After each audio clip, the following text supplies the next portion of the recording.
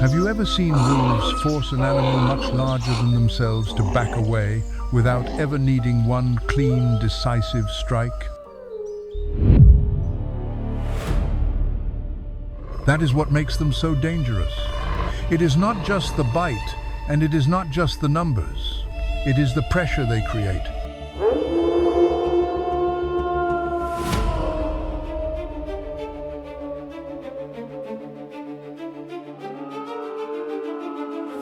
In the wild, wolves do not win every encounter the same way. The way they keep moving, keep testing, and keep waiting for the moment another animal starts to lose control.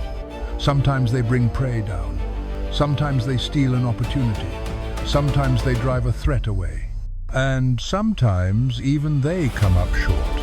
But in every case, they turn a small opening into something bigger, until the balance shifts and survival starts to depend on who gives in first.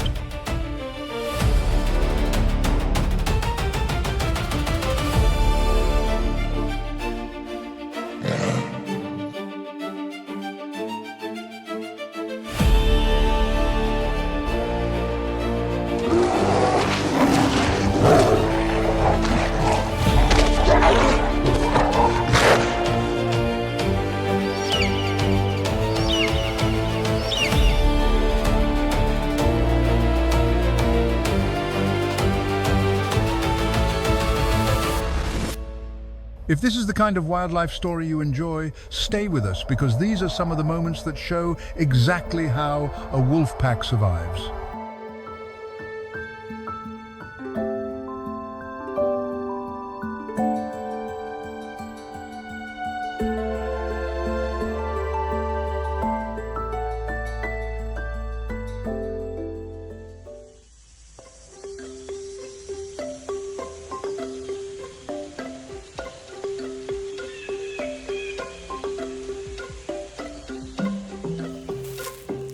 A bear is not the kind of animal most predators challenge without a reason. It is built for force in the most direct way possible. The body is heavier, the reach is longer, and a single well-timed strike can end a fight before it really begins. Unlike prey animals that rely on panic and escape, a bear can stand its ground, protect a carcass, push into contested space, and make every step around it feel dangerous. That matters even more in places where wolves and bears overlap, because the conflict is rarely about one dramatic clash. More often it starts with food, territory, or the simple fact that neither animal wants to give way. That is what makes these encounters so tense. Wolves are not facing something easy to intimidate. They are facing an animal that can absorb pressure, threaten them at close range, and still feel strong enough to keep coming. A bear does not need speed to be a problem. It only needs space, confidence, and one opening. Even so, wolves keep testing that line.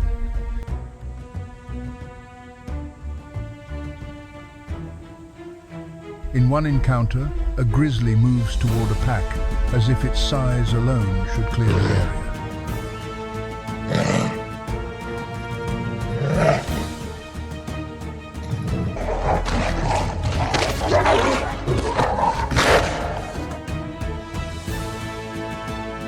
The wolves give ground for a moment, then begin closing in again from different sides, forcing the bear to keep turning instead of moving freely.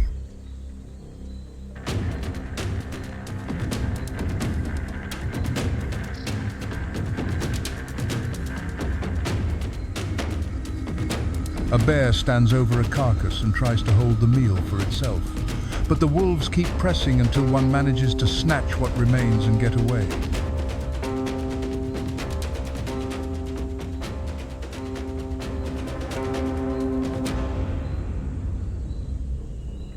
That is the pattern running through all of these moments. The wolves do not overpower the bear in a clean contest of strength. They make the encounter unstable. They keep the pressure alive, keep the bear turning, keep the cost of staying high enough that eventually something larger and stronger decides it is no longer worth the trouble. In the wild, that kind of victory still counts.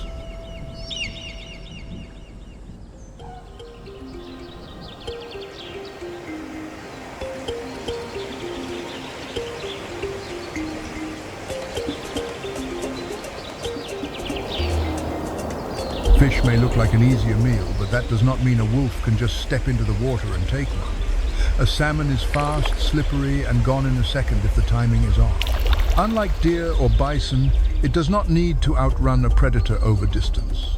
It only needs one quick turn at the right moment. That is what makes this kind of hunting different. There is less chaos, less force, and a lot more patience.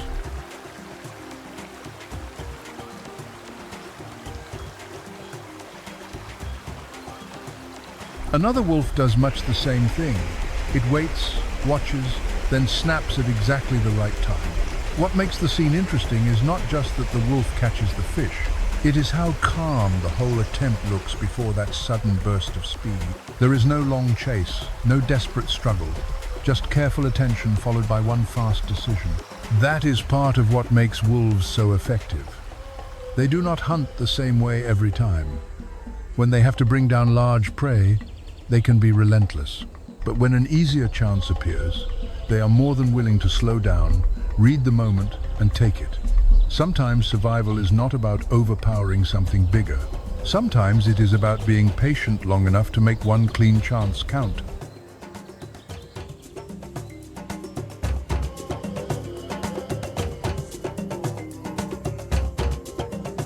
A bison calf is not defenseless, but it is still the most exposed part of the herd. It is smaller, slower, and far less steady when the ground turns difficult. Adult bison can absorb pressure in a way few animals can. They are heavy enough to hold their ground and strong enough to injure a predator with one violent swing of the head. A calf does not have that kind of margin. It survives by staying close, moving with the herd, and never letting space open up at the wrong time. That is exactly why wolves keep watching for separation. They do not rush a full herd without a reason. They wait for confusion, for a lagging step, for one young animal to drift just a little too far from the protection around it. The herd keeps moving, but a calf falls behind and a wolf notices immediately. It gives chase, closes the gap, and starts putting pressure on the young bison before it can recover its place. The attack feels fast, but the real story is the timing. The wolf is not choosing the strongest target, it is choosing the one most likely to lose balance first. A calf stays tight to its mother while the wolves try to break that bond and force an opening. That is what keeps coming back in these scenes. The herd matters, the mother matters, and distance matters. Wolves do not need the whole herd to fall apart. They only need one weak point to stay exposed long enough. And when that happens, the difference between safety and disaster can shrink to a few bad steps. In the wild, that is often all it takes for a hunt to turn in one direction and not come back.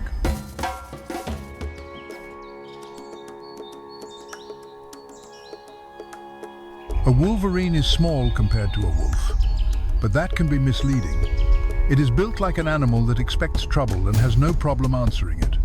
Strong for its size, stubborn around food, and aggressive when cornered, a wolverine does not behave like easy competition.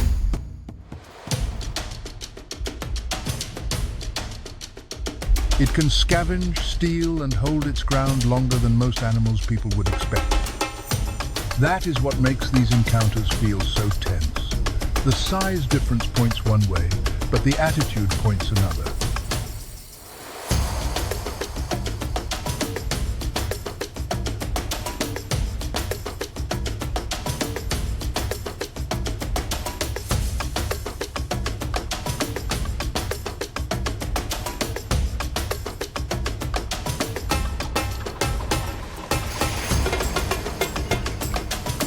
Wolves usually have the advantage in numbers, and that matters. A wolverine is alone more often, while wolves can pressure from more than one side and keep a fight from settling. But a wolverine brings something difficult into the moment. It does not give clean reactions. It does not panic easily. And when food is involved, that stubbornness becomes even more obvious. Wolves are still dangerous, and over time their numbers can tilt the encounter in their favor. But a wolverine changes the mood of the fight because it refuses to behave like an easy target. It bites back, holds on, and makes every step of the struggle feel more costly than it first appears. In the wild, That can be enough to change the outcome. Not because the stronger side suddenly becomes weak, but because some animals are simply harder to move than they look.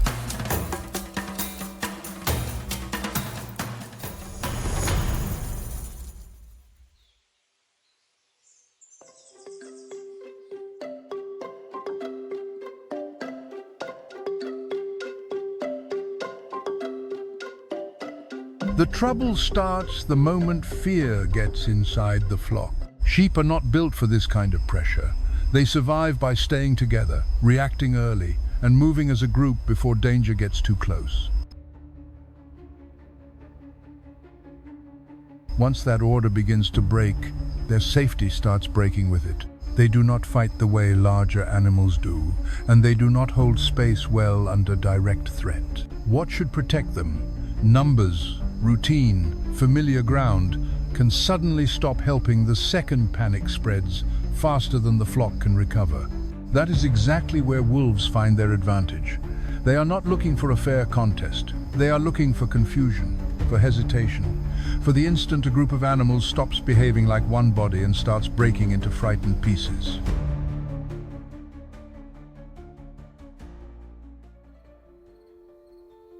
A fenced space can feel secure right up until the danger is suddenly on the inside.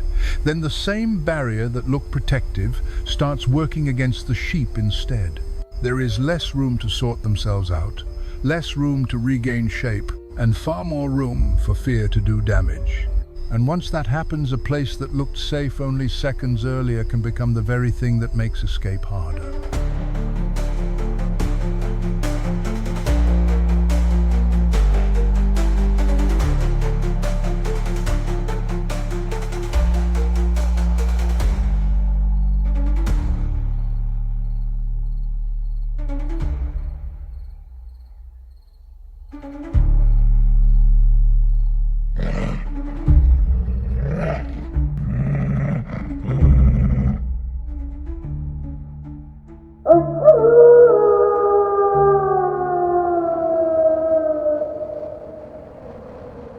An elk can look like the kind of animal that should outrun the problem.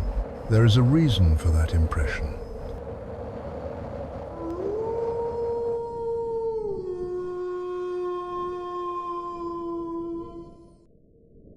An elk has height, speed, and the kind of stamina that can make a chase feel expensive from the start. It covers ground well, carries enough power to make close pressure dangerous, and can keep going in a way that forces predators to earn every bit of progress. This is not prey that collapses easily. If it keeps its line, holds its pace, and avoids a mistake, bringing it down becomes a long and difficult job.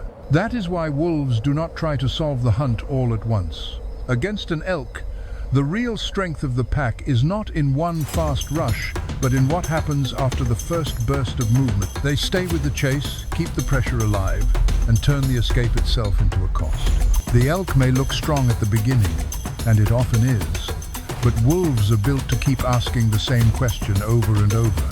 Can you hold that speed a little longer? Can you stay clean through one more turn?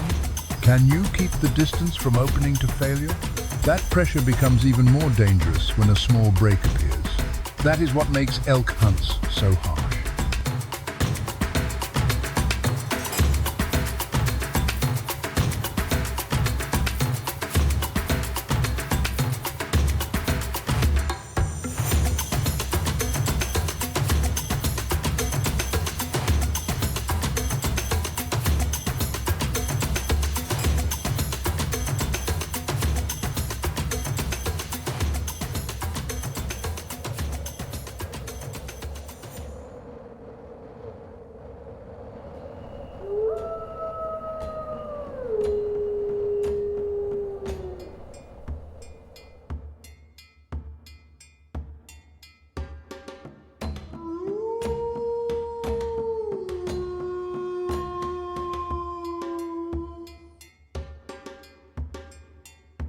A coyote is smaller than a wolf, but in the wild, size is not the only thing that causes trouble. It is quick, watchful, and always ready to slip toward an opening if food is close enough to matter. Around a carcass, that habit can become a serious risk. Coyotes survive by moving in fast, taking what they can, and getting out before the situation turns against them. In areas shared with wolves, that kind of opportunism becomes much more dangerous. They are not just another scavenger passing through, they are competition. The tension rises the moment a coyote edges too close to something wolves already control. A carcass can pull in ravens, movement, and the feeling that a meal is there for whoever is bold enough to claim a piece of it. For a coyote, that temptation can be hard to ignore. For wolves, the reaction is often immediate. Once they decide the rival has crossed the line, the entire encounter changes speed.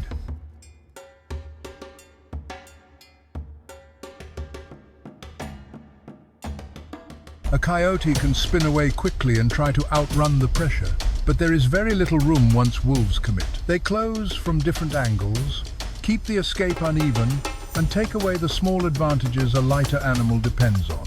What began as a risky approach to food turns into something far more severe. The coyote is no longer testing a boundary. It is trying to survive after stepping into the wrong place at the wrong time. The wolves are not simply chasing prey because they need a meal. They are dealing with an animal that competes for the same opportunities and survives by taking chances near the same food. In places like that, the message can be brutal and immediate. Some rivals are tolerated for a moment, others are not given one. Wolves rarely hunt by charging straight into the hardest part of a fight. Most of the time, they watch first. They look for weakness, hesitation, or the moment another animal starts to lose control. Then they press. That patience is part of what makes them so effective. They do not always need the strongest attack. Sometimes they only need the right opening. If you enjoy wildlife stories like these, stay with us and subscribe, because in the wild, survival can change in a matter of seconds.